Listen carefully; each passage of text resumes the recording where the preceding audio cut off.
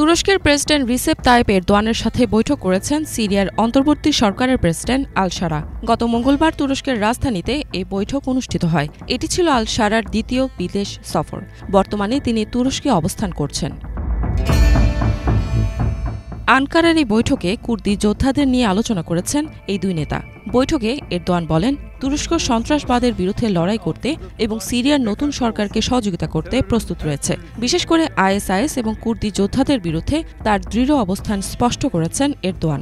তিনি party of Kurdistan workers পিকেকে এবং Syrian Democratic forces এসডিএফকে সন্ত্রাসী সংগঠন হিসেবে উল্লেখ করে কুর্দি বাহিনীর বিরুদ্ধে তুরস্কের অবস্থান পরিষ্কার করেন। এ সময় আল শারা তুরস্কের সাথে একটি কৌশলগত সম্পর্ক প্রতিষ্ঠার আগ্রহ প্রকাশ করেন। এছাড়া এরদোয়ানকে তিনি সিরিয়া সফরের আমন্ত্রণ জানিয়েছেন। বৈঠকে দুই দেশের নিরাপত্তা, শরণার্থী সমস্যা এবং বাণিজ্যিক সম্পর্ক নিয়েও আলোচনা হয়। এর আগে সিরিয়ার অন্তর্বর্তী সরকারের প্রেসিডেন্ট আহমেদ আল শারা তার প্রথম বিদেশ সফরে সৌদি আরব গিয়েছিলেন।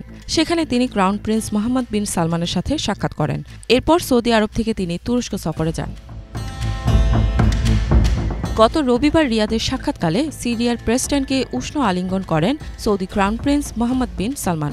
এর আগে সিরিয়ার প্রেসিডেন্টকে রিয়াদের কিং খালিদ আন্তর্জাতিক বিমানবন্দরে স্বাগত জানান রিয়াদের ডেপুটি গভর্নর প্রিন্স মোহাম্মদ বিন আব্দুল রহমান বিন আব্দুল আজিজ।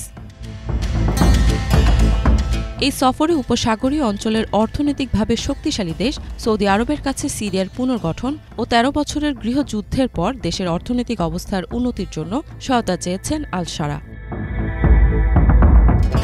শারা বলেন, তিনি ক্রাউন প্রিন্সের সঙ্গে মানবিক ও অর্থনৈতিক সহযোগিতা চাওয়ার পাশাপাশি শক্তি, প্রযুক্তি, শিক্ষা এবং স্বাস্থ্য খাতের ভবিষ্যৎ পরিকল্পনা নিয়ে আলোচনা করেছেন। সৌদি আরবের রাষ্ট্রীয় সংবাদ সংস্থা জানিয়েছে, দুই নেতা দ্বিপাক্ষিক সম্পর্ক শক্তিশালী করার পাশাপাশি আঞ্চলিক উন্নয়ন বিষয়ে আলোচনা করেছেন।